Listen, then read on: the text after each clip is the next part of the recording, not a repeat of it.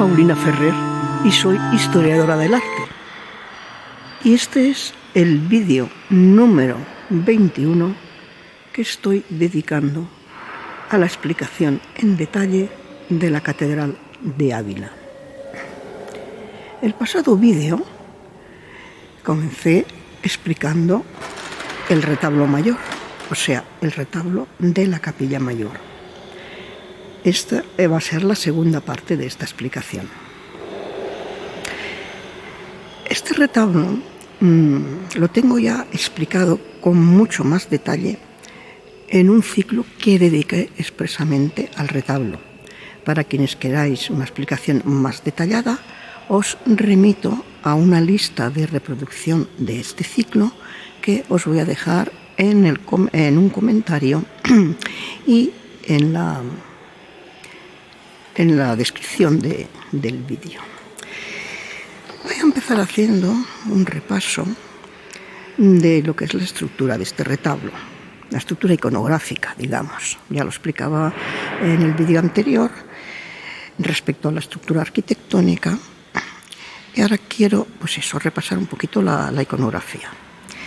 El retablo comienza en lo que es el banco o predela con 8 personajes representados a cuerpo completo, que son los 4 doctores de la Iglesia Occidental y los 4 evangelistas.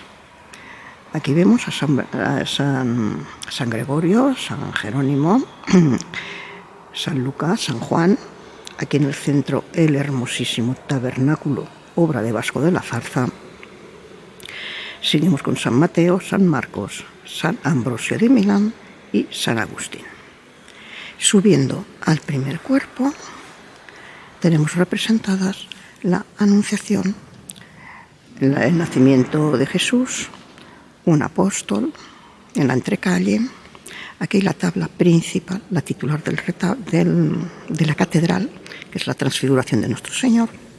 Seguimos aquí con la infancia de Jesús, que tenemos aquí la Epifanía o adoración de los Reyes Magos y la presentación en el templo.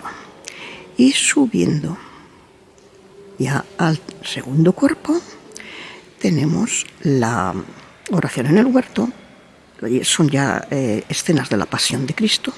Pasamos de la infancia a la pasión y tenemos la oración en el huerto, la flagelación, un apóstol, un santo apóstol, el Calvario. Vamos a empezar hoy explicando por aquí, por el Calvario, la resurrección y la bajada a los infiernos o al limbo de los justos. Nos vamos acercando porque vamos a... en el vídeo anterior, si recordáis, terminaba la explicación con las tablas, las más antiguas de las tablas principales, de las escenas principales, que eran la oración en el huerto y la flagelación. Estas tablas son enteramente de Berruguete, lo mismo que las figuras que hay en la predela. Cuando Berruguete muere en 1503, había dejado acabadas estas 2 tablas que he mencionado y no se sabe con exactitud si tenía ya esbozada o quizás tenía esbozadas todas las tablas del retablo, pero digamos que se había dejado esbozada esta tabla de la crucifixión, del Calvario, digamos. Decía que a la muerte de Berruguete posiblemente había comenzado o al menos esbozado la crucifixión. En 1504, a principios de 1504, desaparecido el maestro, es contratado un pintor del que se sabe actualmente bastante poco, Bartolomé de Santa Cruz. Santa Cruz a secas, o a veces aparece como Bartolomé de Santa Cruz. Este pintor, que se encarga de esta tabla, bien por completo o bien terminarla, que se va a encargar también de otras tablas más que vamos a ver. Como digo, no se conoce mucho acerca de él. Se ha supuesto que sea italiano por determinados elementos estilísticos que vamos a ir viendo en esta obra y otras de él. Bien. Es una composición, la del Calvario, muy compleja. Es la más compleja de las que forman el retablo. Consta nada menos que de 17 figuras y yo he localizado por lo menos 3 caballos, quizá y hasta 4. Es una pena que no puedo acercar más porque es difícil verlos. Bueno, vamos a luego intentar ver alguno de ellos. Es que solamente se les ve una parte del cuerpo, la cabeza, o el anca, o una parte. Bien, precisamente podemos empezar por uno de estos caballos, que es el que se ve mejor. Fijaos, entre las piernas de Jesús y del buen ladrón a la izquierda, la cabeza de un caballo. ¿Quién lo monta? Eso es lo importante, lo monta Longinos. ¿Qué ha hecho Longinos? Fijaos, tiene la lanza que la ha soltado prácticamente, las manos las tiene abiertas como en oración. ¿Qué ha sucedido? Pues que Jesús ha derramado su última sangre, la primera sangre y muy abundante, la derramó aquí, en la flagelación, y en la siguiente tabla se representa el derramamiento de su última sangre, la sangre del costado, sangre incluso que se dice se mezcló con agua, apareció también agua por su costado. Bien, Longinos ha lanceado a Jesús. Jesús, como decimos, vierte su última sangre y Longinos ante este hecho se admira, mira a Jesús y cree, este es el momento representado en este retablo. Jesús ha muerto ya. Algo a destacar, voy a intentar acercarme un poco más, voy a alejar la imagen y a ver si podemos, aunque me tiemble más el pulso aquí, si me acerco un poquito más, a ver si se puede ver, porque es una maravilla, el rostro de Jesús. Jesús muerto, casi parece más dormido que muerto. Y este rostro, si es realmente de Santa Cruz, si no es de Berruguete, Santa Cruz ha sabido imitar muy bien. Vamos a verlo aquí, la dulzura. Porque fijaos, a pesar del sufrimiento, un sufrimiento físico y un sufrimiento espiritual, los rostros de Jesús por Berruguete son de una dulzura extrema y de una espiritualidad profunda, aún en su máximo sufrimiento. Y aquí, en este rostro, se refleja este mismo afecto. Por su parte, vemos a los 2 ladrones y observa los afectos de cada uno, totalmente opuestos. Posiblemente el buen ladrón ha muerto a la vez que Jesús. Y como él le prometió, hoy estarás conmigo en el paraíso, quizás goza ya del paraíso. Por el contrario, el mal ladrón está representado con una contorsión tremenda ante el dolor. Así también se representa, digamos, la maldad. Un dolor físico terrible, porque vemos aquí un esbirro que le está rompiendo las piernas. ¿Veis el gesto? Que además, fijaos este gesto. Yo voy aquí lanzando pinceladas, no puedo hacer una descripción profunda, completa. Ya os remito al ciclo que dediqué a este retablo. Bueno, decía que fijaos, el gesto, las piernas, el movimiento que tiene, esto es italianizante. Por esto y por muchas cosas más que vamos a ir viendo, este autor se le ha considerado italiano. Posiblemente, se le ha dado la posibilidad. Fijaos cómo este gesto los tenemos aquí, en la flagelación de nuestro Señor. Fijaos las piernas, fijaos el conjunto de piernas, los brazos, es como una danza trágica, lo explicaba en el vídeo pasado. Bueno, pues aquí lo vemos de nuevo. Se les rompía las piernas, era una costumbre que a los crucificados se les rompieran las piernas para acelerar su muerte y luego ya descolgarlos de la cruz. Jesús muere antes y se dice en el Evangelio, para que se cumplan las Escrituras, pues ninguno de sus huesos será quebrado. Vamos a seguir observando figuras. Para empezar, vemos que están muy apretujadas en este espacio, aunque es un espacio bastante grande, digamos, es la tabla, la mayor tabla del retablo, la más ancha y la más alta. Incluso vemos cómo se tiene que quebrar, ¿veis?, la estructura del retablo para acoger esta tabla. Sin embargo, son tantas las figuras, son nada menos que 17, que aparecen muy apretujadas. Es una composición muy difícil. El autor trata de resolver para crear una espacialidad a base de apretarlas hacia los lados y al centro dejarlo más libre para el personaje de Jesús, el principal, y colocar ahí la Magdalena, que es el personaje, digamos, más dramático desde un punto de vista teatral. Luego, a nuestra izquierda se produce el drama más terrible espiritualmente hablando, que es el de María, la quinta angustia de María, que se desmaya ante la visión del hijo muerto, y Juan, como le pidió Jesús, aquí tienes a tu hijo, aquí tienes a tu madre, la acoge. Juan acoge a María, ¿veis?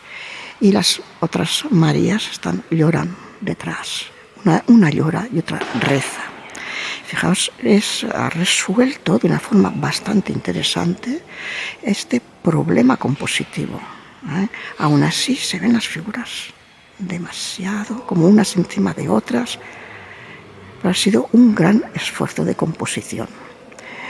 Fijaos también el caballo ahí, la cabeza del caballo, ha podido meterla, y luego ahí, fijaos que se ve el anca de un segundo caballo, ¿lo veis?, detrás de una de las Marías que lloran, y ahí se ven unos soldados con también ese es otro tema italianizante, otra forma de componer italianizante, en la que se ven diversas posturas con diversos giros, como sucede también aquí en este soldado armado, totalmente armado, con una armadura más bien de la época del retablo, una armadura renacentista, que es el que lleva fijaos, la caña, como le eleva la caña, y arriba, que se ve pequeñito, está la esponja con vinagre, que es la que se le dio cuando Jesús dijo que tenía sed. Esa también era una costumbre que hacían, porque se decía que así mitigaban algo el dolor a los condenados a este suplicio tan terrible. Pues el gesto también, o sea, la postura de este personaje, ese contraposto, esa incurvación del cuerpo, eso también es de carácter italianizante. Por otra parte, las telas tan destacadas, especialmente en la Magdalena, fijaos el manto que le cae, esto es más bien con estos pliegues tan duros, tan contundentes, esto es más bien algo de tipo nórdico, de tipo flamenco nórdico. Estamos hablando en este retablo de la entrada del Renacimiento en España. Yo lo explicaba también en el vídeo pasado, cómo se mezclan estos estilos, estas de distintas procedencias, ¿no? Tanto las novedades italianas como las novedades nórdicas. Luego aparece, para hacer espacio al fondo, este paisaje donde las montañas, aunque sean azuladas, como para retrasar el fondo y darle más espacio, sin embargo tienen una gran contundencia, que esto sería más de tipo nórdico. Y vemos en la pintura italiana, en el estilo italiano, las montañas se suavizan mucho, casi que se diluyen en la atmósfera. He intentado colocarme en un lugar, sentarme en un banco lateral, de manera que se vea un poquito más frontal esta tabla de la resurrección. La resurrección de Cristo la representa también, es una tabla, es una obra también de Bartolomé de Santa Cruz. Aunque también, como en el caso anterior, es muy posible que la hubiera comenzado Berruguete, que la hubiera esbozado y que, digamos, aquí se mezclen el arte de ambos autores. Vemos a Jesús, vamos a ver aquí el pelín que he podido acercar. Vemos aquí ya a Jesús en gloria, lo hemos visto doliente, lo hemos visto muerto y lo vemos en gloria. Y observa que su rostro, para que veáis el rostro de Jesús, cómo continúa con el aspecto, su aspecto de rostro más o menos redondeado, muy dulce. A pesar de mostrarse en gloria, de mostrarse ya potente, con fuerza, glorioso, sin embargo esa delicadeza, esa dulzura que la veíamos también a pesar del sufrimiento, la continuamos viendo en este rostro. Por eso se ha pensado que pudiera haberlo hecho Berruguete o Santa Cruz. Lo ha imitado, lo ha conseguido esa expresión muy bien, pudiendo seguir la estética, el hacer de Berruguete. Lo vemos rodeado de los soldados que muestran diferentes afectos, y es quizá esta la tabla más italianizante en cuanto a los gestos, en cuanto a las posturas, la riqueza, la complejidad de posturas. Vamos a ver, cuando hablo de complejidad, en esta es una composición compleja en cuanto, como he dicho, a la dificultad de las posturas de los personajes. En el aspecto, digamos, geométrico, puramente geométrico, es sencilla, es Jesús en pie, organizando el eje de la composición y rodeado, como en un círculo, rodeado de estos soldados, y que, como digo, cada uno muestra un afecto. Jesús aparece con un modelado quizá un poco rígido, veis que se marcan mucho las costillas, el abdomen, porque fijáis también aquí, es un modelado parecido, ¿veis? Cómo se marca toda la parte de costillas y abdomen. Bueno, me tengo que separar del apoyo, luego volvería a él, para hacer las comparaciones. Fijaos que en la obra de Berruguete, autógrafa de Berruguete de la flagelación, vemos cómo el modelado del cuerpo se muestran por supuesto, se muestran las costillas, se muestra el pecho hinchado, pero es realmente más suave, es mucho más suave que los que vemos aquí de Santa Cruz. Fijaos, es la gran diferencia, ¿no? En el desnudo de Jesús, la cara de Jesús sí que está en concordancia, tanto aquí como en la resurrección. El rostro está en concordancia, sin embargo, el modelado del desnudo es diferente del modelado del cuerpo de Jesús. Y ahora vemos también un elemento muy potente visualmente, que es su capa, como es una capa enorme que le envuelve por completo su cuerpo, dejando a la vista el frente de pecho y abdomen. Es un modelado de esta tela es más suave que los que hemos visto antes, el que vimos en la capa de la Magdalena, o el que vimos en el manto de la Magdalena, o en el de Jesús en la oración en el huerto, que era más nórdico, eran unos pliegues más angulosos. Aquí son pliegues más suaves, en este caso diríamos más italianizantes. Y ahora vamos a observar las distintas figuras.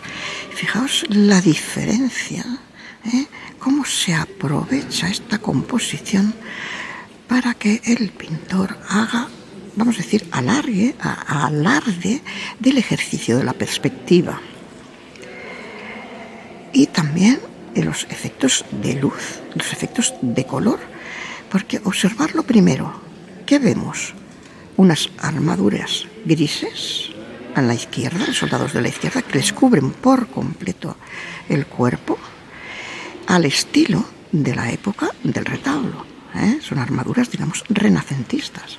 En cambio, en este otro soldado, es una armadura dorada, no le llega a cubrir las partes metálicas, todo el cuerpo, y es, digamos, es una armadura a la romana.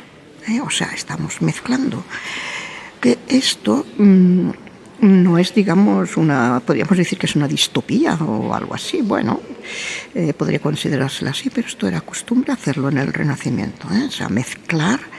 En el Renacimiento y en el Barroco se mezclaban indumentarias actuales con indumentarias, cosa que no haríamos ahora mismo. Si fuéramos a representar una vida de Cristo, no lo haríamos así. Buscaríamos las indumentarias de su época, o por lo menos las de las representaciones tradicionales, pero no nos pondríamos con traje de chaqueta americana y corbata o jersey. No lo haríamos eso. Bien, pues aquí fijaos, nos estamos mezclando la antigüedad romana, que era tan admirada en la época del Renacimiento, con las indumentarias actuales de la época.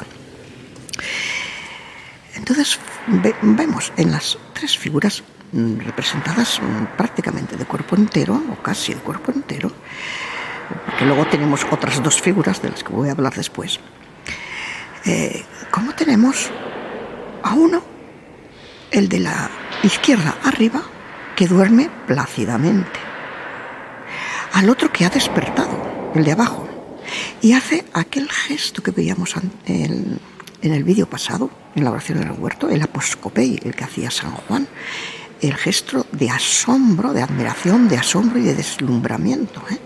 Este soldado ha despertado y está viendo la potente y la gloriosa figura de Cristo, y hace el gesto este de asombro, o sea, de levantar la mano como para protegerse, ¿no?, de algo fulgurante, de algo que lo ciega. Es el aposcopei. Está medio echado en el suelo, está apoyándose con uno de los brazos, piernas dobladas. Bueno, es totalmente esto, es un ejercicio de representación de figura humana en una posición totalmente diferente a la que veíamos del que dormía plácidamente. Y ahora nos vamos al más espectacular de ellos, ¿no? Este soldado que duerme, pero es como una especie de duerme-vela. Fijaos que aunque duerma con la cabeza echada hacia atrás de una persona que está durmiendo, y sin embargo está, ya digo, en duerme-vela, porque tiene el brazo con la lanza hacia arriba, apoyada en el suelo, pero de punta, ¿no? O sea, la parte baja de la lanza, la punta de abajo, pues apoyada en el suelo, y enhiesta, la lanza enhiesta, y el otro brazo en jarra. Es un dormir o no dormir, es un dorme-vela. Y lo tenemos haciendo un escorzo muy poderoso que nos está recordando a los últimos cuatrocentistas o cuatrocentistas italianos, especialmente a Mantegna. Y fijaos también pues cómo da esa, comentaba antes también de la luz, la fuerza que tiene en las superficies metálicas, que además es como parece, porque si subimos, vemos aquí vemos un cielo despejado, pero sin embargo parece como de un relámpago, de algo muy potente que ha estado ocurriendo, que se superpone a la naturaleza plácida de ese cielo, de ese paisaje que vemos aquí detrás. Es un contraste lumínico.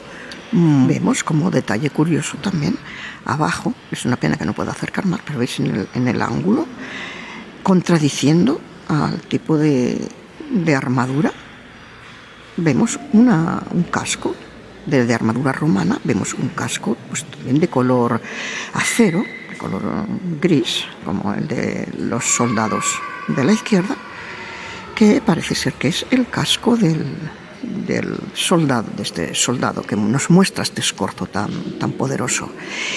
Quizá también el autor ha querido hacer solazarse, digamos, en la recreación de una figura clásica, de la belleza de una figura clásica, además en escorzo, y entonces le ha dejado la cabeza descubierta y digamos que orlada de una bellísima cabellera, ¿no? Es algo muy clasicista, es algo muy clásico, pero a la vez esa fuerza de ese atrevimiento en el escorzo. Y ahora continuamos con las otras dos figuras, una que llama bastante la atención, pero hay que fijarse en ella, es esta que vemos detrás del sepulcro abierto de Jesús, del que acaba de salir Jesús.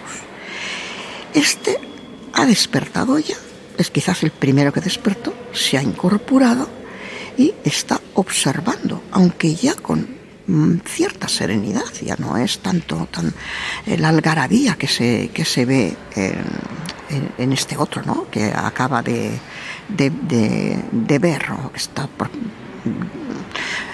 Acaba de ver el acontecimiento, ¿no? Ya está, pues, digamos, pues como un poco como asombrado todavía, pero ya como investigando qué pasa, ¿no? Y luego vemos, vamos a ver, es que si tuviera un puntero para señalar, fijaos, vamos a ver, encima del que está recostado, ¿no? Se ven las piernas del que duerme con más placidez, vamos. Y encima de esas piernas, por encima, se observa un escudo dorado. Y encima del escudo dorado se ve una cabeza armada, y si nos acercáramos más veríamos los ojos.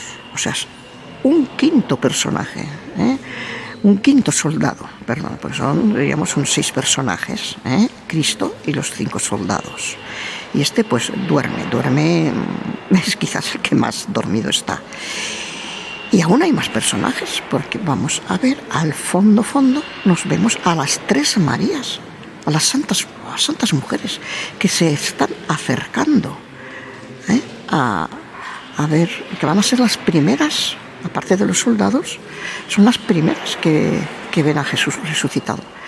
Se acercan y de fondo aparece un edificio también muy romanizante, muy italiano, muy romanizante sobre todo, porque nos recuerda, se ve a la izquierda, encima, digamos, de la cabeza esta que hemos visto, esta cabeza de un soldado armada, y vemos asomando una especie de coliseo, recuerda mucho al Coliseo de Roma.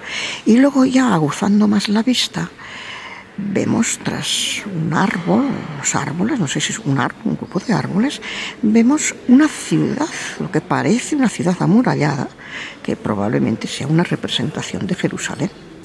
Probablemente está indicando que estamos a las afueras de Jerusalén.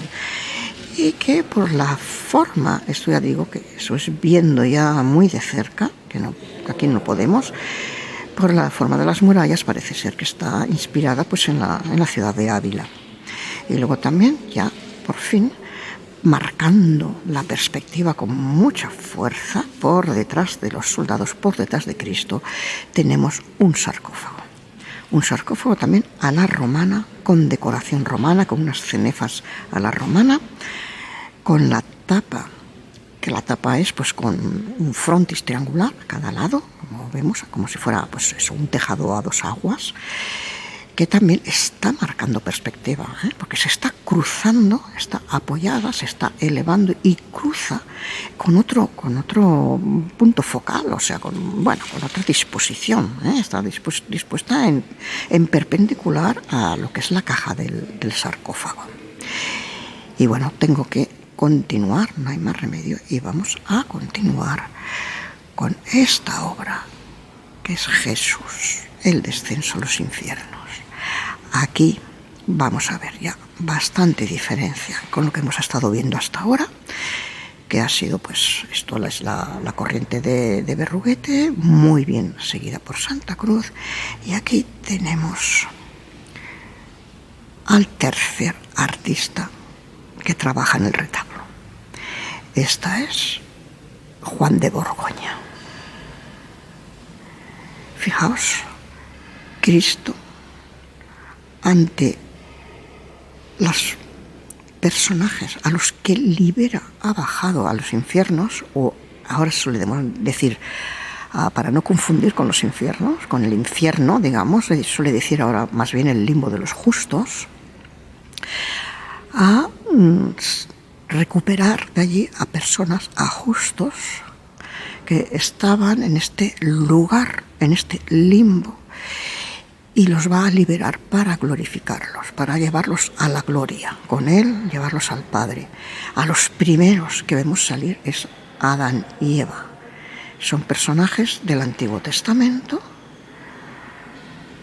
digamos que el más moderno, el último profeta que vemos, a San Juan.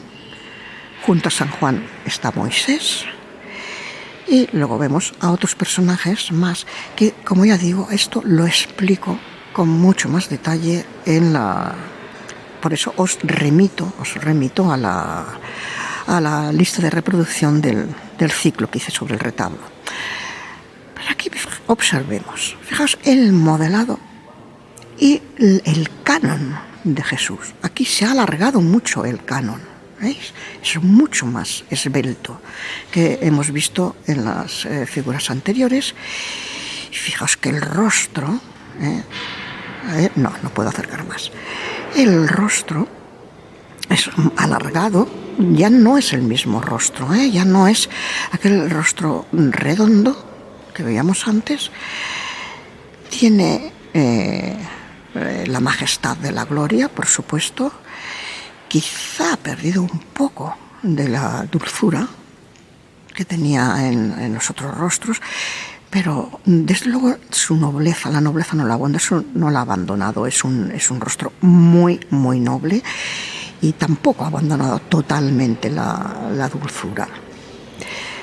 Es como digamos, totalmente un cuerpo en gloria, es un cuerpo luz, es un cuerpo de luz, es un modelado muy suave, muy distinto. Fijaos la diferencia, Observad los dos tipos juntos, qué diferencia tenemos, Bueno, pues nada, pues observamos, y todas las figuras también son, es un autor diferente. Aquí se nota mucho la diferencia del autor. Observamos arriba, encima en la cueva, porque lo representan este limbo como una cueva, y observamos, es un detalle un poquito cómico, ¿no? Pues se ven unos demonios, son unos pequeños demonios, como muy enfadados, ¿no? Muy enfadados porque se están saliendo del sitio donde tenían que seguir, ¿no?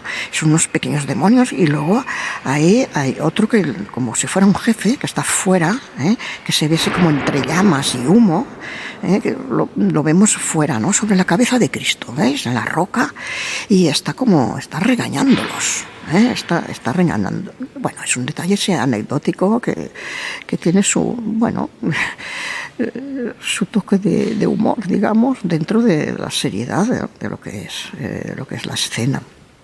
Como Eva, que había sido tentada por la serpiente, pues la misma serpiente que la tentó la agarra para que Jesús, con su cruz, con el lábaro, que es el cruz con la bandera, el estandarte, se lo clava en la garganta, que es la representación del pecado, ¿no? O sea, también es la representación de la muerte espiritual, ¿no?